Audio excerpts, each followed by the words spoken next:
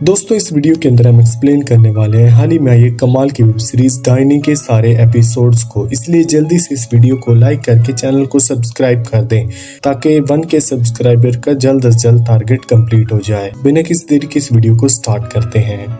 कहानी की शुरुआत होती है एक लड़की जिसका नाम पाता है। पाता लंदन में रहती है, लेकिन अब वो अपने गांव वाले पुरखों के घर संभालने के लिए वापस आई है। उसके पापा की डेथ हो चुकी है और उस प्रॉपर्टी का लीगल काम निपटाने के लिए वो अपने लॉयर से मिलती है। लॉयर उसे बताता है कि वो प्रॉपर्टी तभी मिल सकती है जब वो अपनी बहन लाता के साथ रहे। पाता को ये सुनकर शौक हो जाता है कि उसकी कोई बहन भी है। उसे ये नहीं मालूम था कि उसकी बहन है। लॉयर उसे कहता है कि ये उसके पापा की आखिरी इच्छा है, दोनों एक साथ रहें तभी जाकर प्रॉपर्टी मिलेगी। पाता हैरान हो जाती है और पूछती है कि लाता कहाँ है। लॉयर बस मुस्कुराता है और कहता है ये तो तुझे खुद ही ढूंढना पड़ेगा। अब पाता डिसाइड करती है कि वो लाता को ढूंढने निकलेगी। इसी पॉइंट पर हमें एक फ्लैशबैक दिखाया जाता है जहां पर पाता के पापा एक मशहूर लॉयर थे, लेकिन उनका एक अफेयर हो गया था जिसके चलते लाता ने जन्म लिया। कुछ टाइम बाद लाता की माँ मर जाती है, लेकिन पाता के पिता उसे अपनाने से इनकार कर देते हैं। जब गाँव वाले प्रेशर देते हैं तो उनके एक दोस्त उसे सलाह देते हैं। उसके दोस्त उसे बताते हैं चलो दिखावा ही सही, लेकिन लाता को अपना लो, चाहे बेटी बनाकर रखो या फिर नुकरानी, इससे क्या ही फर्क पड़ता है। ये सब सुन के पाता की माँ ने कहा कि वो उस बच्ची को लेके आए क्योंकि बच्ची की कोई गलती नहीं है। पाता की माँ भी बहुत ईमानदार और समझदार होती है। जब लाता को घर लाया गया तो पाता की माँ ने उसे अपनी बेटी की जैसा प्यार किया, लेकिन पाता को ये सब बिल्कुल भी पसंद नहीं आया। उसने कभी लाता को अपनी बहन नहीं माना। कुछ साल गुजर जाते हैं, फिर पाता की माँ को एक सीरियस बीमारी हो जाती है। डॉक्टर ने बोला उनके पास अब ज्यादा वक्त नहीं है, कुछ ही महीनों बाद उनका देहांत हो जाएगा। इसके बाद पाता और लाता दोनों अकेली रह गई। समय गुजरता गया, दोनों बड़ी हो गई। एक दिन पाता ने अपने पापा से कहा कि वो लंदन जाकर पढ़ाई करना चाहती है। ये सुनकर उसके पापा गुस्से में बोलते हैं तुम्हें जो कुछ करना है अपने दम पर ही करना होगा, मैं इसमें तुम्हारी कोई भी मदद नहीं करने वाला। ये सुनते ही पाता ने उसे कहा मुझे पता है आपने जिंदगी में कैसी कैसी मजे किए हैं और जिस जमीन की बात हो रही है उसमें मेरा भी हक है। उस बात पर उसके पापा गुस्से में आकर पाता को थप्पड़ मार देते हैं। पाता भी भड़क गई। अगले दिन जब पाता और लाता वॉक पर जा रहे होते हैं तब एक लड़का बाइक से आया। पाता सीधा उसकी बाइक पर बैठ गई और बोली मैं अपने बॉयफ्रेंड से शादी कर रही हूँ और लंदन जा रही हूँ, कभी वापस नहीं आऊंगी। लाता उसे रोकने की कोशिश करती है, लेकिन पाता नहीं रोकती। गुस्से में लाता चिल्लाकर कहती है तुझे कभी भी सुकून नहीं मिलेगा। फिर जब लाता घर लौटती है और पापा को पता चलता है कि पाता भाग गई है तो उनका गुस्सा और भी बढ़ जाता है। उसके बाद लाता की जिंदगी में काफी रिस्ट्रिक्शन आ गई थी। उसे घर से बाहर तक नहीं जाने दिया जाता था। पापा चाहते थे कि वो एक और बेटी को अपने घर से इस तरह भागते हुए नहीं देख सकता, इसलिए लाता की शादी महाराज मुखर्जी फैमिली के लड़के से फिक्स कर देते हैं। और पापा कहते हैं कि जब भी लाता बाहर जाएगी तो संतोष के साथ जाएगी। संतोष एक निश्चित लड़का था जिसको लाता पर नजर रखनी होती थी, किसी भी लड़के से बात ना करे। धीरे धीरे संतोष और लाता के बीच दोस्ती होने लगती है। संतोष लाता को पसंद करने लगता है और लाता भी उसे अपना समझने लगती है। एक दिन संतोष अपने हाथ पे लाता का नाम लिखता है। लाता खुश हो जाती है, लेकिन जब वो खाना परोस रहा होता है तो उसके पापा उसके हाथ के ऊपर वो नाम देख लेते हैं। उन्हें सब समझ आ गया था। गुस्से में वो संतोष की पिटाई कर देते हैं और लाता को भी धमकी देते हैं। संतोष दुखी हो जाता है और गांव लौटने का फैसला करता है। तभी लाता आती है और कहती है कि मुझे भी तुम अपने गांव साथ ले चलो। संतोष भी मान जाता है। संतोष लाता को अपने गांव ले जाता है। उनका गांव बहुत सिंपल और गरीब था।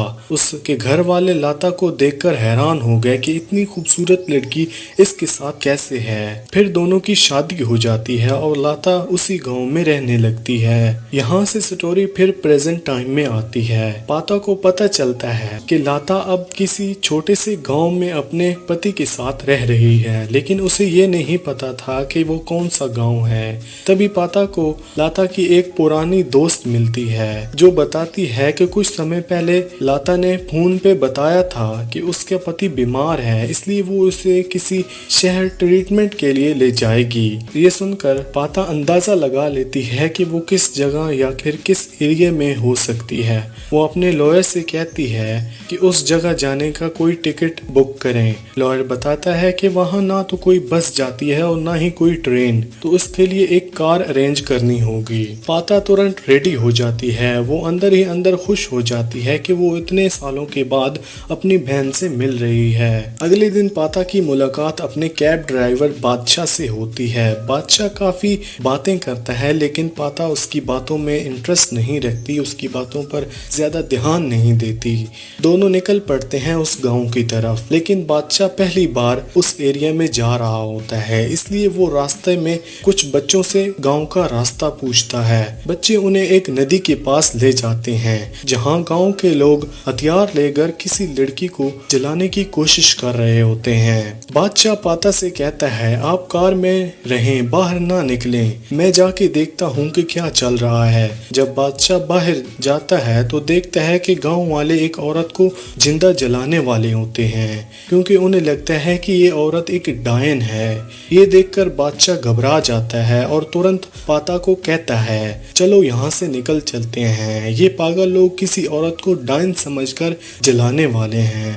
पाता जब उस औरत को देखती है तो उसे शौक लगता है, क्योंकि ये वही औरत थी जो उसकी बहन है, यानी कि ये लाता होती है। लाता की ये हालत देखकर पाता का दिल टूट जाता है। वो कहती है, मैं इसी बहन को ढूंढने आई हूँ, चाहे कुछ भी हो जाए मुझे इसे बचाना ही होगा। बादशाह बताता है कि उसकी गाड़ी में सायरन लगा हुआ है, वो सायरन बजाएगा, जैसे गांव वाले समझेंगे कि ये पुलिस आई है। इस डर से वो लोग पीछे हट जाएंगे और ऐसा ही होता है। दोनों लाता को कार में ढालकर वहां से भाग जाते हैं, लेकिन गांव वाले उनका पीछा करते हैं। पाता और बादशाह लाता को सबसे पहले हॉस्पिटल ले जाते हैं, लेकिन बहुत चोट लगी होती है।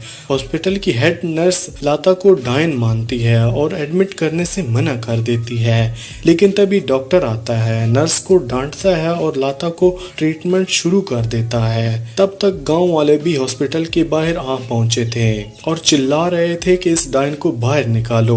डॉक्टर तुरंत हॉस्पिटल के सभी दरवाजे और खिड़कियों को बंद कर देता है। पाता लाता की हालत देखकर इमोशनल हो जाती है। उसके दिमाग में यही घूमता रहता है कि लाता की ये जिंदगी इतनी बुरी कैसे हो गई, इसकी ये हालत की किसने। तभी गांव का मुखिया धमकी देता है, अगर लाता को बाहर नहीं निकाला तो मैं हॉस्पिटल में आग लगा दूंगा। फिर वो बादशाह की गाड़ी को जला देता है। बादशाह दुखी हो जाता है, लेकिन पाता उसे संभाल लेती है और कहती है कि कोई बात नहीं, मैं तुम्हें एक नई गाड़ी लेकर दे दूंगी।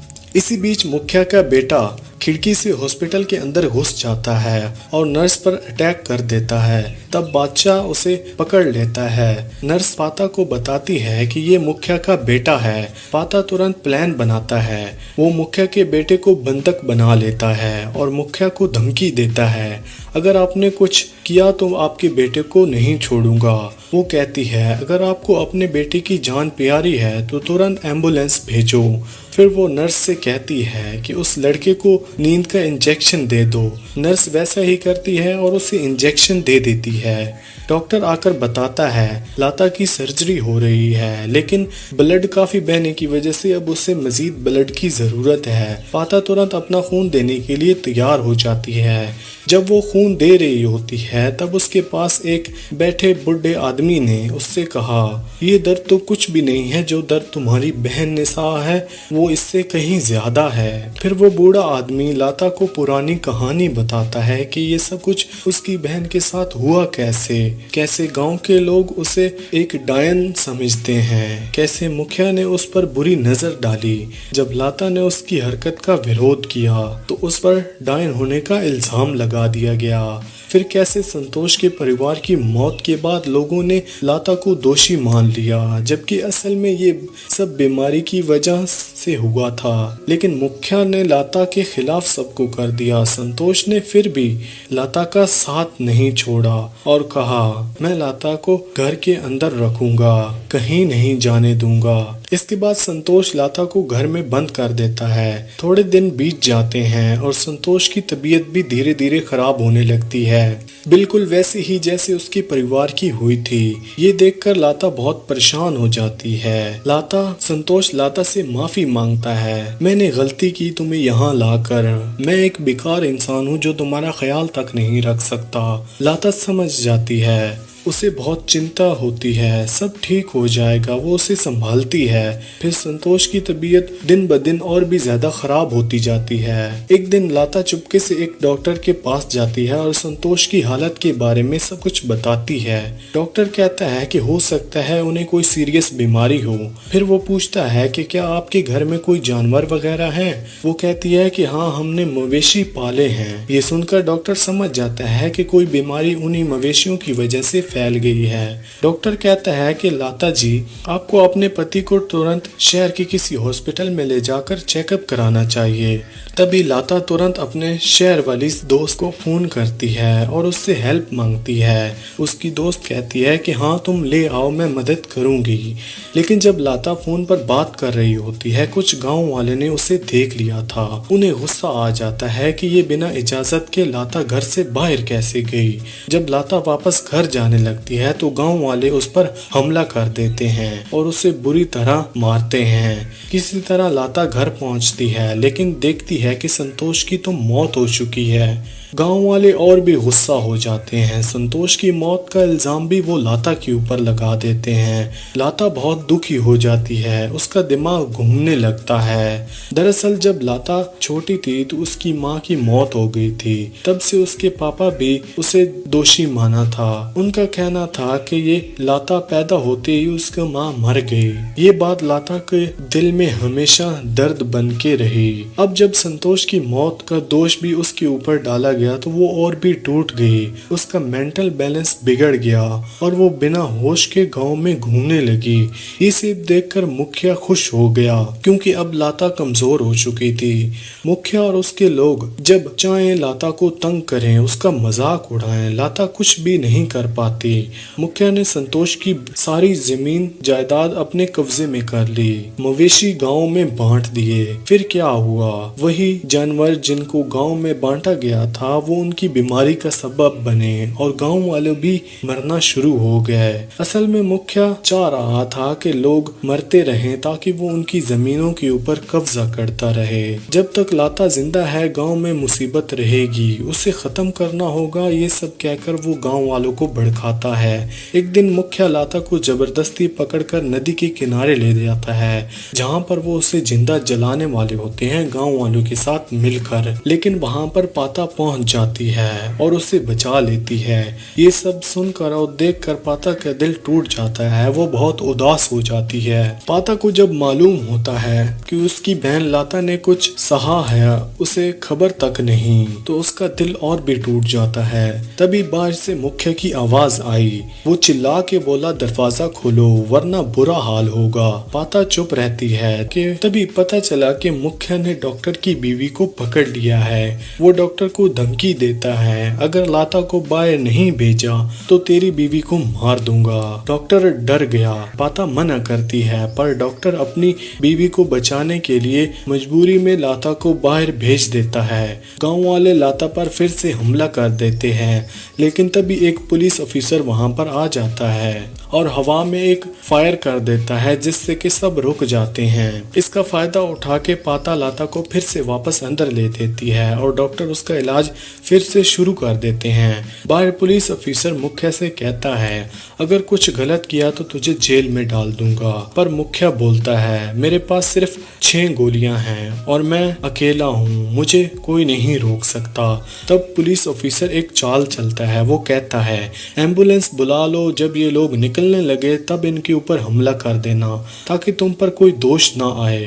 लेकिन असल में पाता ने ही अपने वकील को कॉल कर सब बात बता दी थी। हॉस्पिटल में एक ही जगह सिग्नल आते थे और जैसे ही नेटवर्क मिला पाता ने सब कुछ वकील को बता दिया। डॉक्टर अब भी डरा हुआ था क्योंकि उसकी बीवी उसके कब्जे में थी। तभी मुखिया का बेटा होश में आ जाता है और नर्स के ऊपर हमला कर देता है। बादशाह फिर से उसे रोकने की कोशिश करता है पर मुखिया का बेटा उसके ऊपर हमला कर देता है। बादशाह को बहुत गुस्सा आता है। वो उसको मारने जा ही रहा होता है लेकिन पाता उसे रोक लेती है। अब पुलिस आ गई है, कानून को अपने हाथ में मत लो। बादशाह रुक जाता है लेकिन मुखिया का बेटा चुपके से दोबारा हमला कर देता है और इस बार इसका हमला इतना खतरनाक होता है कि बादशाह की मौत हो जाती है। बाहर मुखिया डॉक्टर की बीवी को भी मार देता है। सब लोग हैरान हो जाते हैं। पाता समझ जाती है कि गांव वाले अब उसे जिंदा नहीं छोड़ेंगे। तभी मुखिया का बेटा पाता पर हमला कर देता है लेकिन अब पाता की सब्र की सीमा टूट चुकी थी। वो भी उसके ऊपर जोरदार हमला कर देती है और उसकी बुरी हालत कर देती है। इसी वक्त एम्बुलेंस आ जाती है। पुलिस ऑफिसर मुखिया से कहता है अब कोई हमला नहीं करेगा। पाता लाता को एम्बुलेंस में बिठाती है और निकलने लगती है। फिर अचानक से पता चलता है कि एम्बुलेंस का ड्राइवर मुखिया का आदमी है जो उसके लिए काम करता है। वो गाड़ी रोक देता है। गांव वाले फिर से उसके ऊपर हमला करने लगते हैं लेकिन इसी दौरान और पुलिस वहां पर आ जाती है और उन सभी को पकड़ लेती है। असल में पुलिस ऑफिसर ने सही वक्त पर बैकअप बुला लिया था जिसकी वजह से ये सब बच गए। अब पाता को थोड़ा सुकून मिलता है। मुखिया और उसके आदमी सब पकड़े जाते हैं पर मुखिया फिर से शर्मिंदा नहीं होता। वो चिल्लाता है मैं लाता को मार दूंगा। ये सुन के पाता उस पर टूट पड़ती है लेकिन उससे पहले डॉक्टर आता है और उस मुखिया को गोली मार देता है क्योंकि उसने उसकी बीवी को मार दिया था जिसका बदला उसने ले लिया। फिर पाता लाता के पास आती है और कहती है अब तुम पूरी तरह से सेफ हो, मैं तुम्हें कभी भी अब अकेला नहीं छोड़ूंगी। पाता ने प्यार से कहा। लाता धीरे से मुस्कुराई। उसकी आंखों में थोड़ा सा सुकून था और उसी के साथ ये कहानी यहीं पर खत्म होती है। दोस्तों आपको ये वेब सीरीज कैसी लगी हमें कमेंट सेक्शन में जरूर बताएं। इसके अलावा आपको कौन सी वेब सीरीज का एक्सप्लेनेशन चाहिए वो भी लाजमी बताएं और प्लीज से इस चैनल पर 1K सब्सक्राइबर जल्दी से जल्दी कंप्लीट करा दें।